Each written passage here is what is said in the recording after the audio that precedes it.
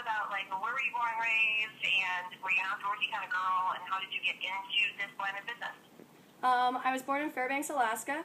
When I was about 14 years old, I moved to Girdwood. I love snowboarding, and from there, it just grew into mountain guiding as my professional career. And how do you learn about, like, how to mountain guide the trails and stuff? Do you have to kind of be an avid hiker and an outdoorsy person already, or is that something you can train for? Well, you definitely have to love being in the mountains and being outdoors and just that personal experience that makes it happen. And then from there, you also have a lot of professional training that you have to do to gain the skills and the confidence to be able to go out and take other people out. Awesome. Give me kind of like the lowdown on, like, describe your adventurous life out there. Like, kind of what things would I see you doing, you know, on any given day as far as, you know, your adventures in Alaska?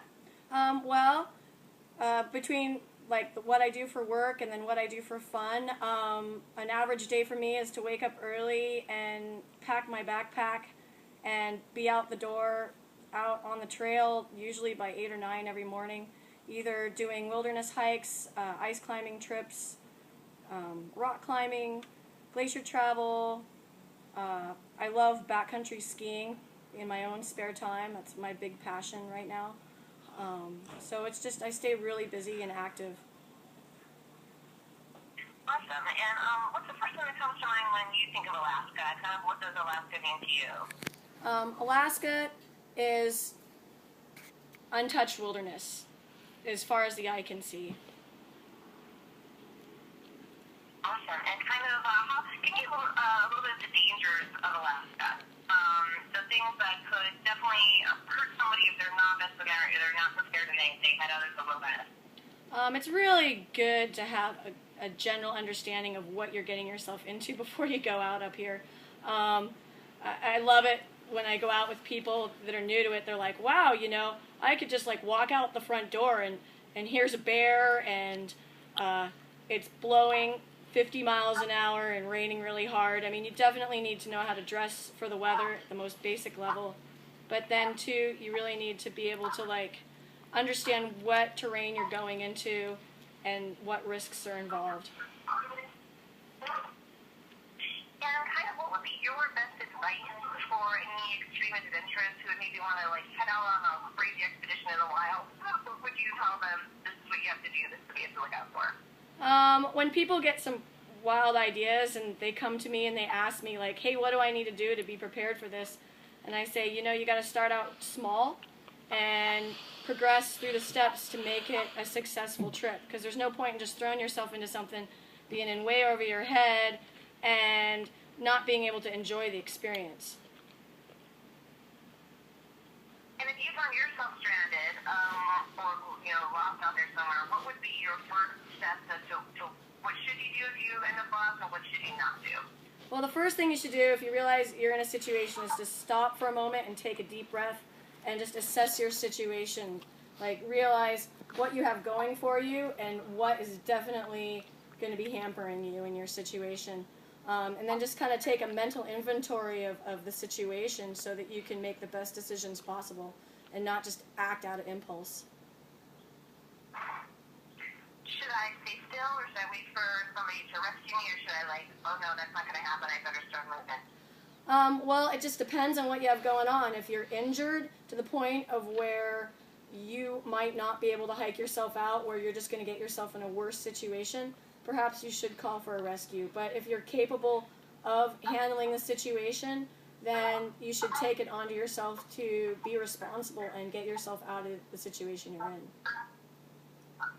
Awesome. Kind of give me a rundown list of, like, all the special skills that you have that would make you a good team member for a large-scale expedition. You could just be like, I can hunt, I can fish, I can bear wrestle, I can read those plants and animals. Kind of give me, like, a list of all the stuff that you're qualified at. Well, I'd say probably one of my best benefits is that I have a good attitude about things, and I like to have a good time. I like to have fun. But 2, I have good hard skills as well. I can hang out in the woods for a pretty long amount of time and live comfortably out there. I can identify plants, build shelters, I can fish. I can climb technical mountains. I can, walk around in the woods really contently. I can swim, tie a bunch of knots. I can navigate using GPS, compass, just looking around at what we have going on. Travel on glaciers. Do pretty well at altitude. I could understand rivers and navigate rivers. I don't know. I have fun outside for sure. How do you think that it sounds like, to do all this stuff and potentially put yourself in dangerous situations, you have to kind of have a lot of mental strength and stuff. How do you think you add up against the average person in regards to fortitude, mental strength, especially regarding like physical, challenging, difficult situations? I think I do pretty well with stuff like that. For whatever reason, I'm able to wake up and feel good every morning, even though I'm carrying a huge pack and sleeping in a wet sleeping bag.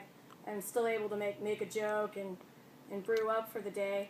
And, I can keep it going for months and months and years on end, basically. I'm a pretty patient person. And what situation are you living in out there? Are you living in a kind of like just regular housing? Are you in a tent a lot of the time? Or what's going on? oh, yeah, I'm a softie, actually. These days, I'm living in a condo at the base of a ski hill, which is pretty nice when you spend a lot of days outside. I've definitely lived in small cabins and tents, things like that, in the past years, but I've been really enjoying the last year in the condo, I have to admit. Like, I guess, that you rocked it, or the most rugged kind of, like, maybe a lengthy, situation you've been in where you've had to kind of just, like, I guess, almost like a survivalist type of a thing?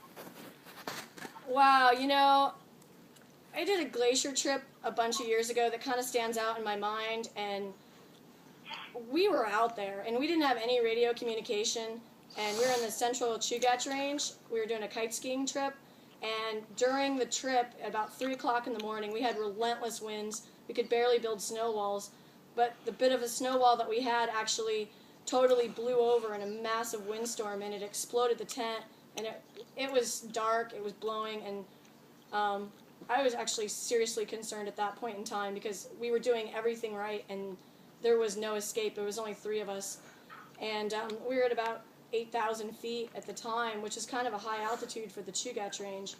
And we literally took the rest of the snow wall. We couldn't chop into the snow at all on the glacier. And we buried the front of the tent with what was remaining of the snow wall and just sat up all night against the wall of the tent and just hoped that the rest of it didn't just completely explode in the wind. And then it took about 2 days with dental floss to sew the tent back together from the inside of the tent. So that was kind of an interesting experience. We weren't able to cook or anything like that for probably about 4 days. Oh my gosh, that sounds horrible. Yeah. What would your friends tell me are your best and worst characteristics? My best characteristics is probably that I really like to have a good time, and I wake up smiling every day, and I just know how to have a lot of fun, and that I work hard. My worst characteristics, that I can be really stubborn maybe sometimes about stuff, as my son nods his head like, oh gosh, he can be really stubborn sometimes. But, it's, I guess maybe being outside and having to live like this, it makes you kind of strong-headed sometimes, and I don't know. How do you rank in your routine? Like, what role do you end up kind of playing? Team leader, or kind of like the peacemaker? Where do you kind of land? There are so many different dynamics when you bring a group of people together. I kind of like to take a quiet role in the beginning and kind of assess the group, unless I'm obviously guiding, where I have to show a little bit of leadership. But I really feel like a group's going to work better when everyone feels like they can voice their opinions about things, and I've seen that works best as a group. So even when I'm in a leadership role, I find that it's really important to make sure that everyone feels like they're a contributing factor to the team. But I've definitely had to take times where I have to be the peacekeeper and the mediator in a situation. If I was saying to you, hey, Amy, I'm heading on an expedition, see you later, what would you tell me are like the 3 basic kind of tools and supplies things you absolutely can't forget is in Alaska. Would that be where we would be going? Oh yeah, absolutely, yeah. I'd say definitely don't forget your rain gear. Don't forget a water bottle, and make sure you got some kind of outside communication. Sounds good to me. Give me kind of, what would be like your biggest fear, if any, going into kind of a really large scale cross-state expedition? My biggest fear of a group, like something I don't know what I'm going into. Yeah. Maybe you'd be nervous about, or any weaknesses you'd be afraid would, hold you up. By myself.